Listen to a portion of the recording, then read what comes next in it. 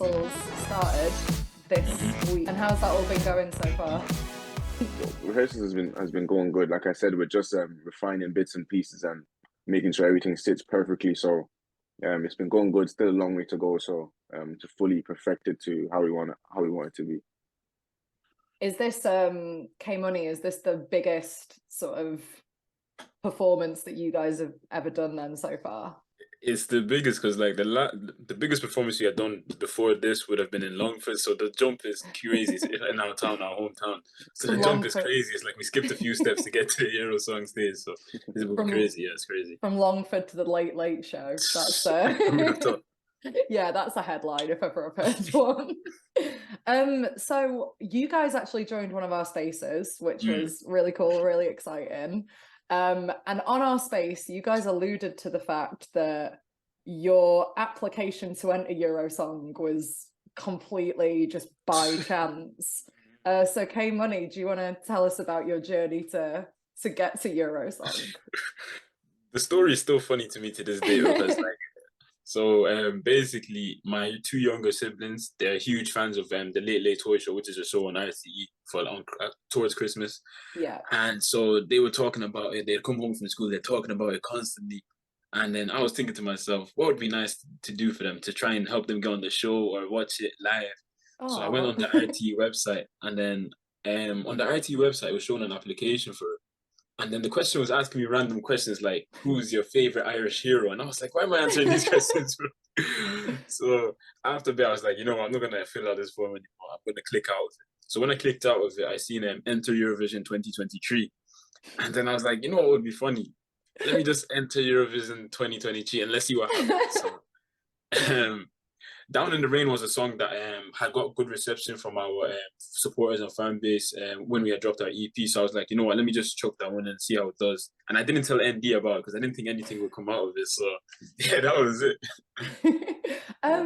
So ND, how did you feel when K Money was just like, oh, by the way, we're I mean, going to obviously, potentially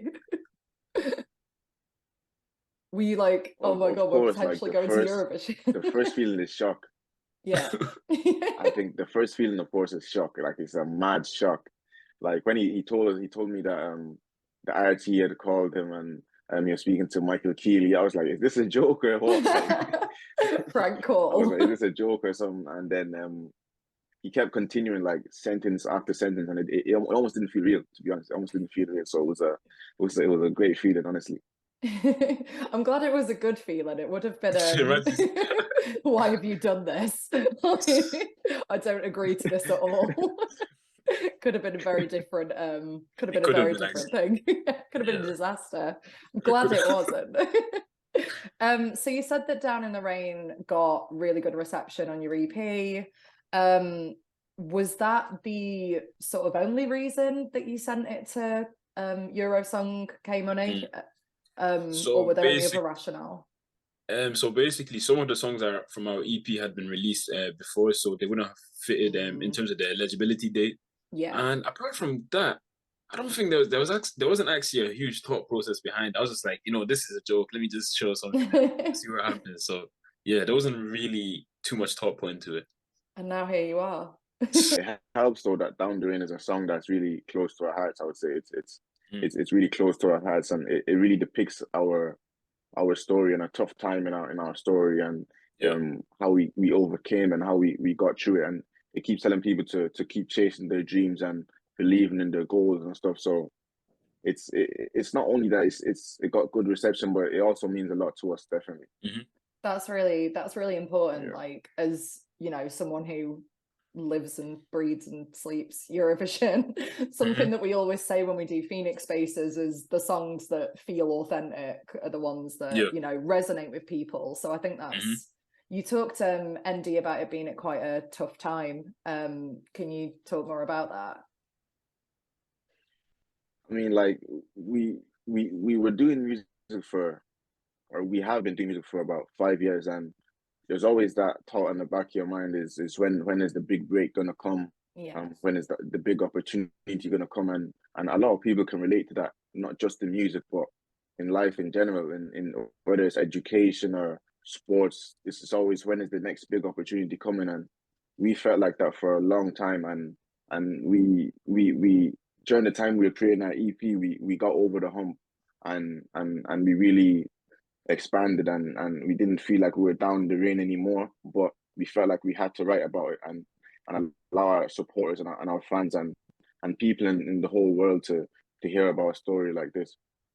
Yeah, I think and that in itself, like a lot of Eurovision songs are about sort of overcoming adversity and you know, tough times, so it fits in that sense, doesn't it? You said that you've been making music together for about 5 years. How did you guys start making music together, ND? Honestly, it's another joke. We just played around, and we had friends and around the lunch table, and just beatboxing and banging the table and making beats and just rapping. And then K Money really had the vision for us to take it really seriously in 2020. But we had released a song in 2017, but that was just for fun, and people loved it. But afterwards, K Money's vision for us to take it seriously, and along with our support and a push from the whole of Longford and a push from a lot of our friends, we just decided that we're going to go for it, and we're here now speaking with Phoenix. Yeah, well, here you are. And clearly this is the, you know, the pinnacle of this is the peak. Yeah, this is the peak. This It's is it. Forget Eurosong, you're talking to now, Phoenix. you know what though, prior to like all these interviews, we were actually very excited to speak to Phoenix just from entering that space. It was like, yo, we really want to speak to these guys. They're talking about us. K Money, what was it that made you start wanting to take it more seriously then, as opposed to, you know, sitting around the lunch table and sort of messing about? What was it that made you go, nah, let's make this happen? I think it was a thing where it was like in Longford there had been some good artists in the past. However, in terms of like the rap scene and the urban scene, there wasn't really anybody there to kind of like lead the way. So I was like, you know what, there's a kind of a gap for us to actually come in and be that people. So I was like, you know what, we might as well take this seriously. And like the thought of having to work a normal job, sometimes it gets to me, and it's like, I don't want to do this for the rest of my life as well. And it was like, if you have a talent, why don't you use it? I feel like that was literally it. So yeah, 100%. Yeah, as someone who does work a normal job full time, relate. Nothing wrong with normal jobs, guys. 100% relate to it. Honestly, it's like, you talked about sort of there being no one in Longford leading the way. Who, and I'll ask this to each of you, who would you say that your biggest kind of influences are, ND? Music-wise, I listen to a lot of UK music as well, with your Daves, your Stormzy's, a lot of Afro swing music as well, a lot of Afro swing underground artists, NSG, etc. But Ed Sheeran too, as a person, and also his art is something that I really aspire to be like. The way he performs on stage with the guitar, and then the loop station at the bottom, it's magical to watch. Honestly, it's magical to watch. So artistry is it's a lot of Ed Sheeran, a lot of Afro swing, a lot of Dave, Stormzy, etc. So for me, they're my inspirations musically, for sure. I remember seeing Ed Sheeran on the Jules Holland show when like no one had heard of him, with just his looper pedal and a guitar, and it's just really weird to think like, yeah, who he is now. It's just huge. What about you, K Money? He's a genius. Me, I would say I'm quite similar. I'm a big Dave fan just because of like the substance he carries with his music. Stormzy as well, J Hus. But for us, both of us, like we listen to so many genres of music. Like that actually gives us a lot of inspiration for our own thing. And you know what's funny? The last few days we've been watching a lot of Michael Jackson as well. We've been taking him in a lot, so you might see some moves. I was gonna say, are we gonna see the moonwalk at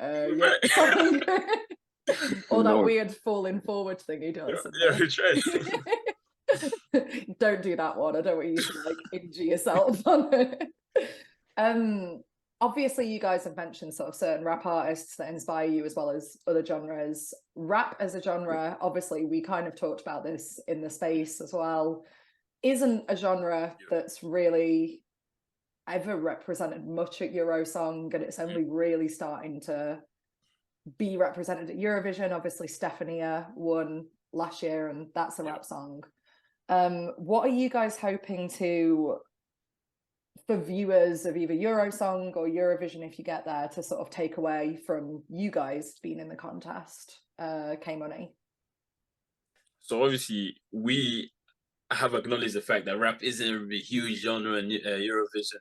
However, at the same time, like the world has come on a lot of years, like we really need to kind of start normalizing it a little bit. Yeah. So obviously, us going into it, like as I said, we have acknowledged that, but at the same time, I feel like Down in the Rain is something you can vibe to as well. You don't necessarily have to like rap, but Yeah. it's something you can vibe to, and there's not rap all through it. There's a bit of singing, there's a bit of melodies here and there. So going into it, I just want people to be a bit open-minded as well. And just be like, yo, this song is actually good. Listen to the song for what it is, not just because it's rap, you're going to throw it away. But yeah. Yeah. I noticed like a lot of the people in the space, when we were talking about our sort of initial reactions, like the main thing a lot of people were saying was, oh, this isn't normally a genre of music I listen to, but like, and it was, oh, but I actually really liked it. And oh, I actually think this would stand out. And that's really cool. ND, have you got anything to add on that front? I think definitely like Kofi said, when you listen to it, be open-minded. But I can definitely promise you, you're gonna have fun watching it. You're gonna have fun watching us perform, and you're gonna have a lot of fun seeing everything happen, seeing everything happen. So, do be open-minded whilst watching it. Definitely be open-minded. Definitely. Oh yeah, definitely. And I know that you probably can't, but you know, can you give us any little hints or anything about what it's going to look like on stage at this point? K Muni, should I? Give a little bit, give a teaser. Phoenix, where's Phoenix our favorite? Yeah, Phoenix exclusive. I'll do one piece. It's gonna rain. Is it? I mean, you're in Ireland, so chances are it probably will be. There's going to be a lot of energy, a lot of colors. So we want to actually show like the vibe of the song to the stage, and so going to see a lot of energy and a lot of lighting. Oh, that sounds really good. Oh man, I was saying to ND before you came on that I'm actually at a works event on Eurosong night, and I'm gutted. I'm gonna have to watch it and catch up. I might just sit in the corner and watch it, and just be on my phone with my headphones in. Yeah, you should. Yeah, I'm gonna. You guys said on the RTE website when all the songs were announced that you'd remembered sort of watching Eurovision as kids with your families. What's been your experience of Eurovision in recent years, if any, ND? I'll be honest. I think obviously you have Brooke. Yeah. You have Brooke, but from Ireland, so that's a non-negotiable. But I really enjoyed the Sam Ryder actually from last year. It was really good. In my opinion, he should have won it, but it was really good. It was really good experience watching him, especially. He's a great performer. Like he just very lively, very energetic, and it's wild. I love it. Yeah, I saw him at a music festival in Sheffield, the city where I'm from, in the summer, and obviously it was after he did so well at Eurovision, and there were people like out of the tent, just like stood there like waiting to get a glimpse, like just to listen to him. And he gives kind of Freddie Mercury vibes in the way he performs. Like he's just like living and breathing it. It was a very great moment for us when Sam Ryder turned up. What about you, K Muni? It's pretty much the same. Like, in fact, even with the build up to this Eurosong, we've been watching like previous years of Eurovision just to kind of understand the vibe that goes on, how people are moving on stage, blah blah blah. But especially last year's one as well, we've been looking at it, analyzing it properly. So Brooke was a big one as well. Like, obviously from Ireland. I feel justice for Brooke. She should have gone to the final. She was robbed. She was robbed. I'm not over it. Like literally, we've talked about sort of acts that were a surefire to qualify and what went wrong and why they didn't. And every time her name gets brought up, everyone's like, don't know why she didn't qualify. She absolutely should have. Yeah, because she brought loads of energy, a whole different vibe. Even her personality off stage was amazing. So I was like, what happened? Why didn't she qualify? I obviously, K Muni, we know from your social media you're quite a big Brooke fan. Have you seen her on Dancing with the Stars? I haven't watched it yet, but I've been seeing highlights here and there. She's so good, like so good. Speaking obviously of sort of Eurovision, you put out a poll on Twitter. He knows what's coming. asking where you should film a music video for Down in the Rain. Obviously the choices were the UK, France, Italy, or Luxembourg. They're all associated with Eurovision, but what made you pick those 4 countries? Was there like any particular rationale for that? Literally, I was with ND and we was like, let's check the Hey, don't get me countries- involved in this. Don't get me involved in this. Okay, I was by myself. So literally, me and Andy were deciding like, okay, we want to shoot a video for Down in the Rain crew, and then we searched on I searched on Google countries that have won it the most, and obviously Ireland was number 1, so there's no point in us recording a video now. And then I think what came up was the UK, Luxembourg, and was it Sweden? I think. Yeah, I'm not Sweden sure. have won it. Sweden. Sweden only need to win once more, and then they've won as many times as Ireland. Oh, crazy! Yeah, Yeah, so those are they're the 3, catching but you up. Yeah. yeah. So those are the top 3, and then I think we were checking flights for Sweden. It just wasn't looking possible in terms of the time frame. So then we were like, yeah, let's put Italy inside the mix. And then, so once I put up the poll, I'm seeing loads of people voting Luxembourg. So I'm thinking, okay, we're going to Luxembourg. And then I just get a call from my mom. I'm telling her that, oh yeah, we're going to Luxembourg to shoot. She said, I don't think Luxembourg is in Eurovision. So I searched it up. It's not. I said, what? It's they're not in Luxembourg at the minute. No, they were. They were, yeah, obviously, because they won a bunch of times. Maybe they'll come back. Maybe this will inspire them. So, have you guys got your flights booked to Luxembourg? Are you? Nah, I don't think that's not happening anymore. Oh no! Are you going against democracy then? You're not going to Luxembourg? If they were in it, we would 100% would have actually went. Yeah, we would have went for sure. So do you have a backup for? We're thinking about the UK. We'll have to see. It's just because of like the time frame between now and the actual show is a bit rough, but we'll try and sort out something. Oh, okay. So that's a Phoenix exclusive, guys. K Muni and ND not going to Luxembourg. Not going to Luxembourg. Sorry, That's a guys. Sorry, beautiful Luxembourg. country. Like, it's a shame. I guess as well then to kind of sort of bring things full circle, obviously back to Eurosong. What are each of you sort of most looking forward to about this whole experience? ND, we'll start with you. I think just talking with Phoenix.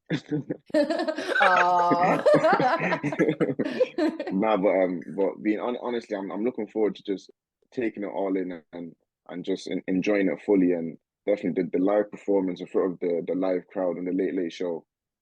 It's something I'm definitely looking forward to. Like anytime I'm on stage, I really enjoy being on stage, and I feel like myself and I feel at home. So I'm looking forward to just giving a brilliant show to the fans and allowing them to leave there excited and fully refreshed that they've seen something they've never seen before.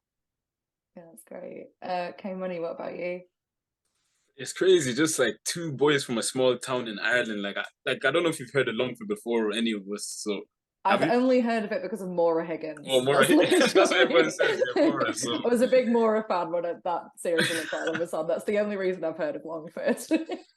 So yeah, so for 2 boys from like a small town from Longford to like even just be on that stage, like it's huge for us. So I'm just gonna try and take it in. Like we were talking to someone earlier giving us advice, and they were like, just make sure to enjoy the moment.